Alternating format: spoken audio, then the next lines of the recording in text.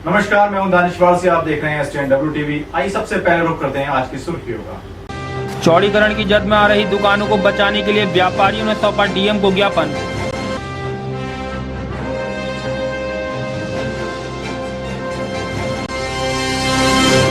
रुद्रपुर त्रिटकुल गणेश महोत्सव का आज हुआ समापन। बड़ी धूमधाम से भक्तों ने किया गणेश विसर्जन।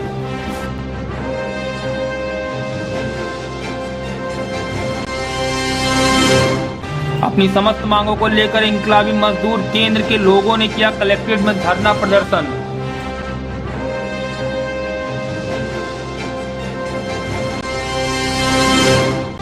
बड़ा नैनीताल बैंक लिमिटेड में प्रधानमंत्री जनधन योजना खाते खोलने के लिए उमड़ी भीड़।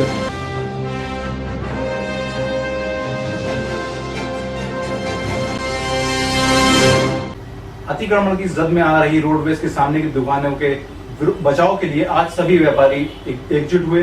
रुद्रपुर के सभी व्यापारियों ने विधायक राजकुमार ठुकराल के नेतृत्व में DM को एक ज्ञापन सौंपा और मांग की कि उन दुकानों का बचाव किया जाए। आपको बता दें कि पिछले 30-35 साल से ये व्यापारी अपना व्यापार चला रहे हैं, जो कि अब अतिक्रमण की जद में आ चुकी हैं, क्योंकि रुद्रपुर में सड़क का चौड़ीकरण किया जा रहा है, जिसके वजह से इन दुकानों को अतिक्रमण के तहत हटाया जाएगा। इसी के विरोध में आज सभी व्यापारी आपको बता दें कि रोडवेज के सामने चौड़ीकरण का कार्य होने वाला है। उसमें गरीबों की बहुत दुकानें आ रही हैं, जिसके टूटने के डर से गरीब बेहद सदमे में हैं।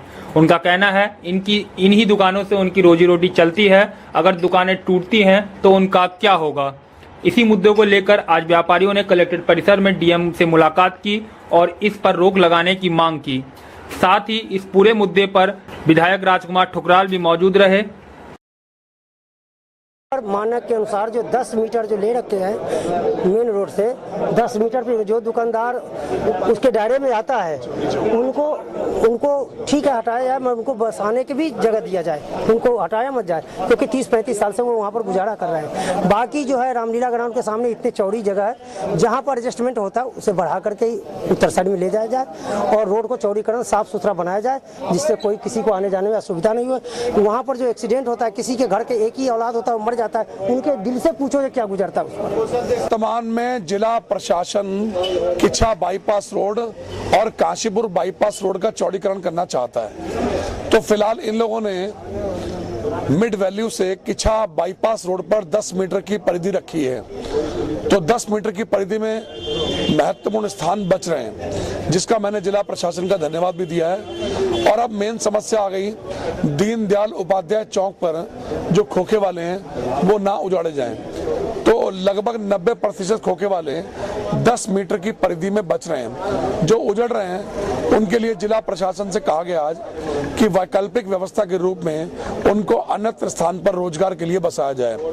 तो ऐसे लोग जिनकी रोजी रोटी चलती है उससे आम जनमानस बहुत खुश है, लेकिन अगर जो व्यक्ति उजड़ गया वो कितना प्रभावित होता है। जाके पैर ना पड़े विवाही वो क्या जाने पीर पर आई। जिसके दिल पर बीतती वही जानता है और जिसकी रोजी रोटी जाती है वही जानता है। मैंने कहा रोजी रोटी से बेकार ना हो जाए। DM साहब ने मेरी बात को माना है और DM साहब ने कहा है कि इनके लिए कोई वैकल्पिक स्थान चयनित किया जाएगा। स्वयं जिला प्रशासन दोबारा से स्पॉट ऑब्जर्वेशन करेगा। हमारे लिए कोई किसी के प्रति कोई दुराग्रह नहीं है। मैं चाहता हूं आम जनमानस में रोड भी चौड़ी हो, लोगों की रोजी रोटी भी चले, किसी की बददुआ भी न लगे और जनता को चक्का जाम से, रोड की रोज के जाम से निजात भी मिले। और ये निजात तभी मिलेगी जब ये खोखे वाले अपने बाहर काउंटर नहीं लगाएंगे, अनावश्यक गाड़ियां नहीं खड़े करेंगे, वहां पर ट्रैफिक को बाधित नहीं करेंगे, तो रोड जाम नहीं होगी। आइए इस खबर की अधिक जानकारी के लिए सीधे चलते हैं अपने संवाददाता शुएब खान के साथ। तो शुएब, पूरी विस्तार से बताएं कि क्या माहौल था वहां पर और किस वजह से इन लोगों ने DM को ज्ञापन सौंपा। देखिए, मैं आपको बताना चाहूंगा कि जो आज सारे जितने भी शहर के व्यापारी हैं वो एकजुट होकर जिलाधिकारी महोदय के पास ज्ञापन लेकर पहुंचे थे कि जो पिछले 40 से 50 साल से जो रुद्रपुर में दुकानें बनाई हैं गांधी पार्क के समीप, वो जो है रुद्रपुर में चौड़ीकरण में आ रही हैं। जैसे कि जो व्यापारी वर्ग हैं उसमें कुछ जो गरीब लोग हैं उनकी रोजी रोटी पर लात लग रही है। तो इसी समक्ष जो है विधायक जी सभी व्यापारियों के साथ जो है कलेक्ट्रेट परिसर जिलाधिकारी महोदय के पास पहुंचे थे और उन्होंने उनसे उनकी दुकानों को थोड़ा सा मौका दिया जाए या छोड़ दिया जाए, उसको अतिक्रमण से बचाया जाए, इसके लिए उन्होंने उनसे बात। अच्छा, टोटल कितने व्यापारी होंगे, कितने व्यापारी जो इस जद में आ रहे हैं? इसमें कम से कम 50 से अधिक जो व्यापारी हैं उनकी दुकानें जद में आ रही हैं और उनकी दुकानों को तोड़ा जाना है। तो व्यापारी जो है काफी आक्रोशित है। उनका कहना है कि जो अगर इन दुकानों को तोड़ा गया तो उनकी जो रोटी जो है और अपने बच्चों को किस तरीके से वो पालेंगे। साफ तौर पर देखा जा सकता है कि जो है व्यापारी काफी 30-40 साल से वहाँ पर जो है अपना छोटा मोटा काम लेके बैठे हैं। अगर उस दुकानों को तोड़ दिया गया तो वो कैसे अपना खाना पीना और किस तरीके से अपनी जिंदगी जो व्याप्त कर पाएंगे। शुक्रिया शिवकांत। सिडकुल एसोसिएशन के द्वारा गणेश चतुर्थी के मौके पर गणेश महोत्सव कराया गया, जो कि 29 तारीख से लेकर 2 तारीख तक चला। आज उसका समापन किया गया। इसी मौके पर गणेश को बता दें कि गणेश चतुर्थी के दिन 29 तारीख से सिडकुल चौक पर गणेश महोत्सव मनाया जा रहा था, जिसमें हर दिन तरह तरह के सांस्कृतिक कार्यक्रमों का आयोजन किया जा रहा था। आज उनका समापन हुआ और समापन के बाद गणेश विसर्जन हुआ। आज 2 तारीख को सुबह 12 बजे गणेश प्रतिमा को सिडकुल चौक से 5 मंदिर ले जाया गया। 5 मंदिर में पूजा अर्चना के बाद उनको वहां से गुलरबोट डैम ले जाया गया, जहां विसर्जन किया जाएगा।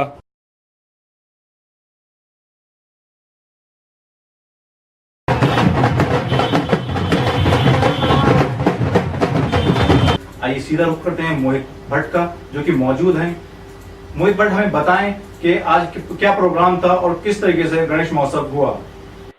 हाँ, मैं धनेश जी आपको ये साफ तौर पर बताना चाहूंगा। इस समय अभी पे मौजूद हूँ। गणेश विसर्जन चल रहा है बड़ी धूमधाम से। यहाँ भक्तों द्वारा ये गणेश महोत्सव का जो विसर्जन है वो ले जाया जा रहा है सिडकुल चौक से सीधे 5 मंदिर पे अभी पूजा अर्चना करने के बाद गुलरबोझ ले जाया जाएगा, जिसकी हमें जानकारी अभी उस हिसाब से बताना चाहूंगा।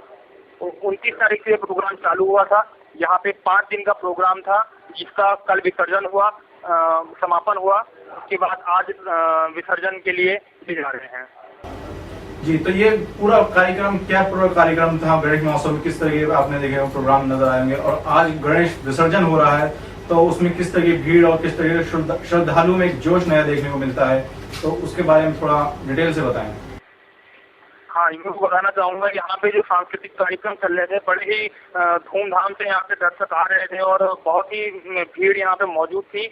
जी, तो ये थे हमारे संवाददाता मोहित भट्ट, जो पूरी जानकारी दे रहे थे गणेश विसर्जन की। गणेश विसर्जन बहुत ही धूमधाम से आज समापन हुआ इसका, और उसके बाद गणेश विसर्जन हुआ। आज जिला अधिकारी पंकज कुमार पांडे ने जिला सभागार में पल्स पोलियो अभियान के तहत एक मीटिंग की समीक्षा की। पंकज कुमार पांडे ने जिला चिकित्सा अधिकारी को निर्देश दिए कि 0 से 5 साल के हर बच्चे को पल्स पोलियो की दवा पिलाई जाए, और साथ ही निर्देश दिए कि पल्स पोलियो अभियान के तहत कोई भी बच्चा पल्स पोलियो की दवा पीने से ना रह जाए। जो हमारे इम्यूनाइजेशन का प्रोग्राम चलता है पल्स पोलियो के लिए, तो वर्तमान में तो हमारे देश में और हमारे प्रांत में कोई भी पिछले 5 साल से पोलियो का केस नहीं है। इस वजह से पूरा हिंदुस्तान आज की डेट में पोलियो फ्री माना गया है। तो लेकिन जो हमारे आसपास की कंट्रीज़ हैं उसमें अभी पोलियो के वायरस हैं और पोलियो के रोगी भी हैं। तो आजकल विश्व बहुत छोटा हो चुका है, ट्रांसपोर्ट बहुत इजी है, लोग आते जाते हैं, तो इसकी संभावना रहती है कि कोई वहाँ से ऐसा केस ना आ जाए जो हमारे देश में फैला दे। इसके मद्देनज़र रखते हुए, इस बात को ध्यान में रखते हुए ये पोलियो का प्रोग्राम चलाया जाता है, जो कि पहले दिन बूथ पे और 6 दिन घर पे जाके होता है। तो उसी के सिलसिले में हमारी ये मीटिंग थी, और मीटिंग में कई विभागों के इंटरेक्शन होते हैं और कई विभागों का सहयोग लिया जाता है, NGOs का सहयोग लिया जाता है, जिससे कि हम 0 से 5 साल के सभी बच्चों को अपने पूरे जनपद में आच्छादित करें और पल्स पोलियो पिला सकें, ताकि आगे उनको किसी इस पोलियो बीमारी की। आपको बता दें कि मोदी सरकार द्वारा पूंजीपति वर्ग के हित में श्रम कानूनों में प्रस्तावित संसाधनों के विरोध में इंकलाबी मजदूर केंद्र के नेतृत्व में विभिन्न जन संगठनों ने मिलकर DM कोर्ट रुद्रपुर में धरना प्रदर्शन आयोजित किया और प्रस्तावित संसाधनों को पुरजोर विरोध किया। इस पूरे मुद्दे पर उनका कहना था, इन श्रम सुधारों से देश के मजदूर वर्ग को 100 साल पीछे धकेलने की कोशिश की जा रही है। एक स्वर में वक्ताओं ने कहा कि इन श्रम सुधारों का पुरजोर विरोध किया जाएगा। इस श्रम सुधारों को किसी भी कीमत पर बर्दाश्त नहीं किया जाएगा।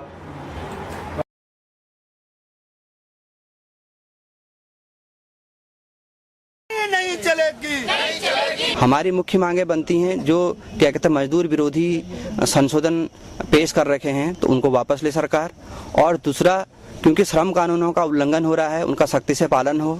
अवैधानिक जो ठेका प्रथा है पूरे देश भर में चल रही है वो ठेकेदारी प्रथा जो है उसको वापस लिया जाए और मजदूर आंदोलनों का जो दमन किया जा रहा है उनको जो है बंद किया जाए। बरा में जनधन योजना के अंतर्गत जीरो बैलेंस पर खाता खोलने के लिए नैनीताल बैंक में सुबह से ही लंबी कतारों में भीड़ लग रही है। जनधन योजना के अंतर्गत बैंक मैनेजर बीसी कांडपाल ने बताया कि यह खाते जनधन योजना के अंतर्गत खोले जा रहे हैं, जो कि खाता खुलवाने वाले से कोई भी रुपए नहीं लिया जा रहा है। वह अपनी मर्जी से जितने मर्जी रुपए से खाता खुलवा सकता है, जिसमें मैनेजर बीसी कांडपाल ने बताया कि खाता खुलवाने वाले का 1 लाख तक का बीमा भी होगा। ऑफिसर राजेंद्र शाह ने कहा कि कल तक 120 खाते खोले जा चुके थे। उन्होंने बताया कि लगभग 2000 खाते खुलने की उम्मीद है। इसका कोई टाइम विवाद नहीं है, लेकिन फिलहाल 25 जनवरी तक जो भी खाते खोले जाएंगे उसमें जो भी सुविधा बैंक या सरकार से मिलेगी उनको उन लाभार्थियों को मिलेगी। इसमें कोई बाध्यता नहीं है। जीरो बैलेंस से लेकर अपनी मर्जी से वो 100, 250, 500 जितने से वो चाहे वो खोल सकता है। जनधन योजना का लाभ का तो अभी सरकार ने ठीक से डिक्लेयर नहीं करा है, लेकिन ऐसा है कि इसमें 1 लाख रुपए तक का व्यक्तिगत दुर्घटना बीमा शामिल है।